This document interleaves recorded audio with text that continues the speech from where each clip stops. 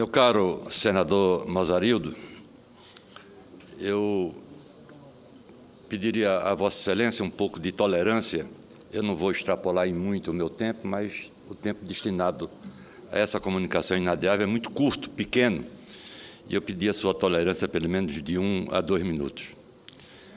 Começaria dizendo, senhoras senadoras, senhores senadores, que é falsa a expressão de que o Senado Federal cumpriu o, abre aspas, dever de casa, fecha aspas, votando matérias de interesse nacional. É falsa, igualmente, a sensação de, abre aspas, dever cumprido, fecha aspas. É mentira dizer que as coisas estão sendo feitas de maneira correta, com espírito público. É pura lorota, senhor presidente, pura lorota.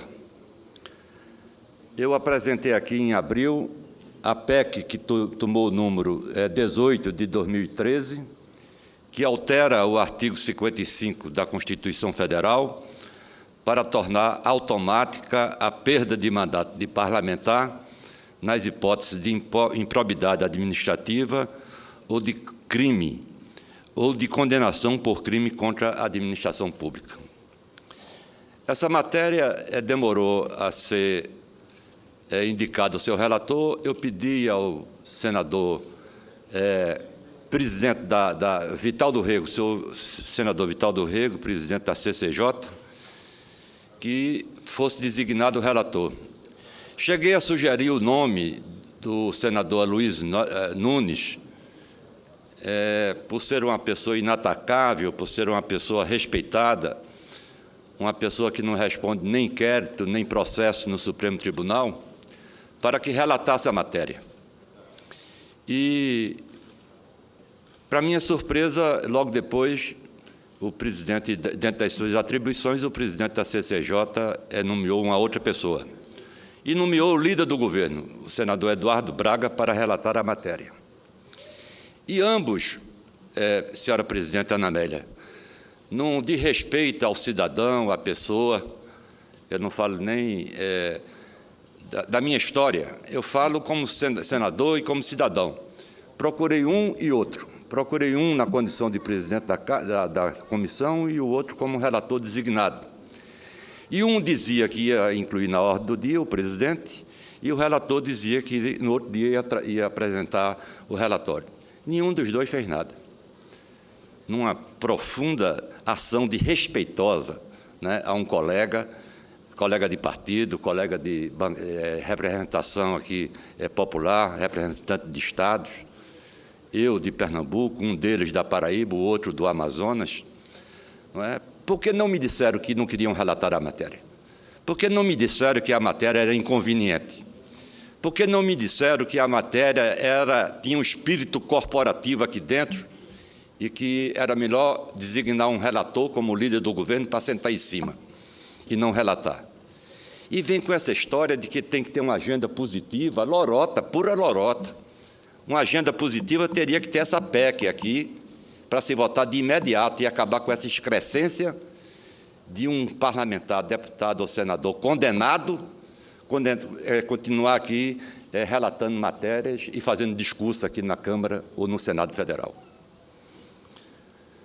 Mas o que me traz aqui também, presidente, Vossa Excelência que é um destaque aqui pela sua atuação, pela sua lisura, pela sua competência, desde que aqui chegou, é uma das senadoras, um dos membros do Senado mais atuante.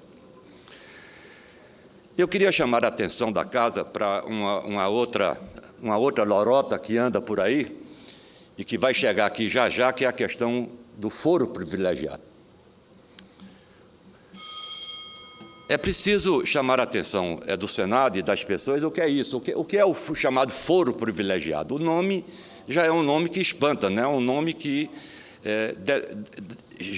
coloca como privilégio ao parlamentar, deputado federal ou senador da República, ser julgado pelo Supremo Tribunal. Isso, antigamente, era considerado um privilégio. Por quê? Porque o Supremo não julgava. o Supremo não enfrentava os crimes chamados do colarinho branco. Um parlamentar, por exemplo, deputado federal ou senador, era acusado, abria-se inquérito e tal, e nem o inquérito não mandava, e para se chegasse ao processo, instalar o processo contra o parlamentar, o processo também não andava, era engavetado, despacho de gaveta. E aí criou-se, junto à população brasileira, uma coisa de que você, parlamentar, tinha um foro privilegiado e não era condenado nunca. Mas, olha, essa história acabou. E quem acabou com essa história? O Mensalão. Quando o tribunal resolveu enfrentar o chefe da quadrilha, José Disseu, e os outros quadrilheiros, deu um norte, deu um rumo, deu um corte. A partir daí, o Supremo passou a ter um papel importante, respeitado em todo o Brasil, admirado por todo o Brasil.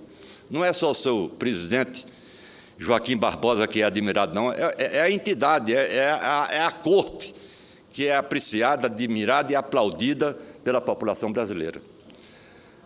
Então, há que se considerar o Supremo antes e o Supremo após o Mensalão. Eu indagaria aqui qual foi a primeira iniciativa tomada lá pelos advogados dos réus, dos mensaleiros. Era pedir que políticos sem mandato fossem encaminhados para o juiz de primeira instância, o chamado juiz singular, ou numa expressão ainda mais técnica, o juiz acó, né? A primeira instância, lá embaixo. Os processos que foram para a primeira instância, ninguém tem conhecimento, né? Porque está lá na primeira instância, se for resolvido, tem a segunda instância e depois a Suprema Corte. É isso que os políticos querem. É isso que os políticos querem. Eles não querem mais agora enfrentar o Supremo. Na hora que o Supremo passou a ser importante, decisivo, aí querem agora trazer de volta para que eles vão lá para baixo, lá para a primeira instância. É uma pura lorota que o Senado e a Câmara dos Deputados não devem aceitar. Se tem alguém ainda na opinião pública, no meio da rua, que tem dúvida sobre isso, esclarecer essas pessoas. O que querem é privilégio. O que querem é fugir da lei.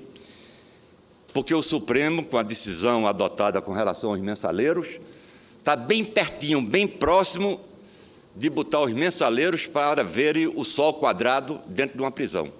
Está faltando muito pouco para chegar a isso. E eu acho que é incrível, senador Eduardo Suplicy, incrível de que começa a prosperar essa coisa agora de mexer em foro privilegiado. Não é mais foro privilegiado, não. É o foro do Supremo Tribunal que resolveu enfrentar essa questão do parlamentar, seja ele deputado federal, seja ele senador da República. Então, eu não acredito que essa casa tenha tido uma agenda positiva. Ela vai terminar quarta-feira, dia 17, regimentalmente. O Senado entra em recesso na próxima quinta-feira. Eu venho à tribuna amanhã, venho à tribuna segunda-feira, dia 15, venho à tribuna dia 16, terça-feira, e venho à tribuna no último dia, quarta-feira, para mostrar essa excrescência que o Senado está fazendo. Sentar em cima de uma PEC moralizadora, né, porque o presidente da comissão faz o que quer, determina quem ele quer. O líder do governo aqui, da dona Dilma, dessa mulher Dilma Rousseff, que representa esse governo, um governo também de mensaleiros, diz que não vai dar parecer e fica por isso mesmo, né? Como se desqualificar um senador da República fosse um fato normal. Eu não aceito, né? Eu não vou aceitar, não vou ficar calado com um senador que presida a comissão e o outro que é designado relator, para tratar um colega da maneira como eu fui tratado.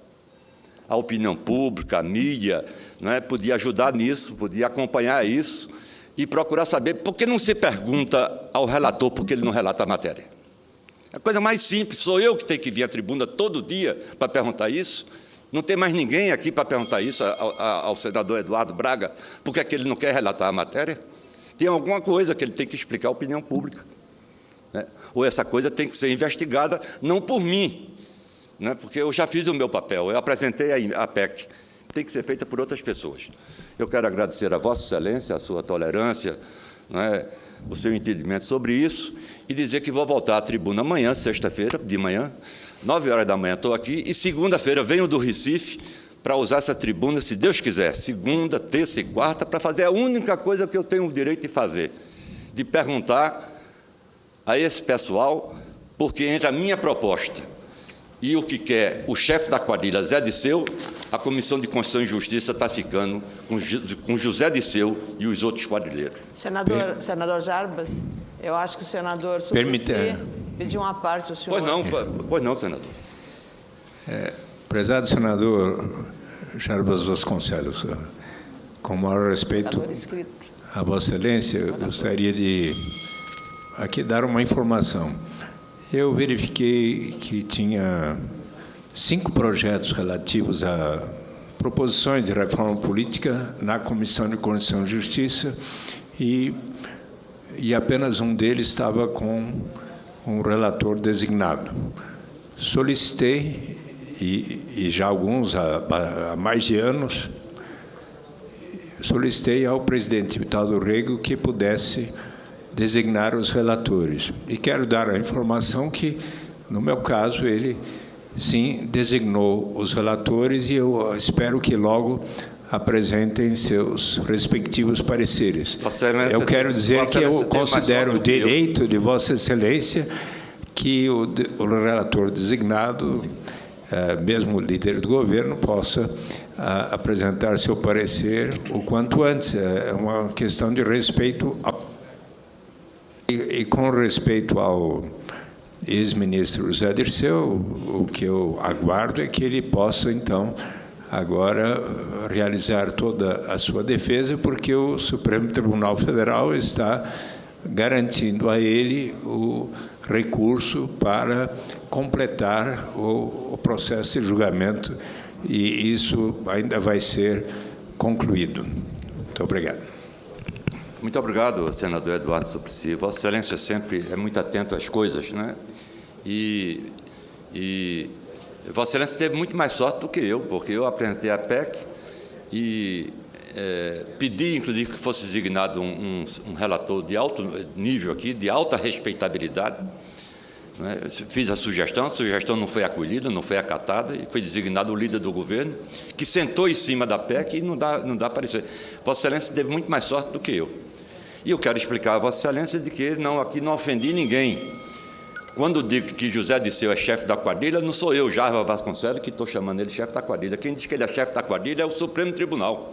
É a mais alta corte do país que diz que ele chefiou uma quadrilha. Ele e os outros mensaleiros.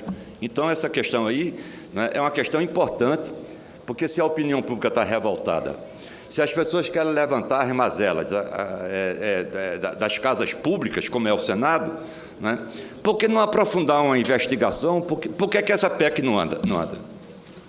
Ela tem que andar, ela tem que tramitar. Né? Não pode sentar naquela cadeira que a senadora Ana Amélia está honrando agora, sentar e querer fazer cara de paisagem aqui, perguntar, cadê a PEC 18? Aí a pessoa faz uma cara de paisagem, fica por aquilo mesmo. Não dá para ficar assim, não dá. A gente vai entrar em recesso quarta-feira, né, e no meu estado, nos aeroportos, as pessoas me indagam muito, né, e eu vou ter que dizer, não vota porque o Senado não quer votar coisas sérias.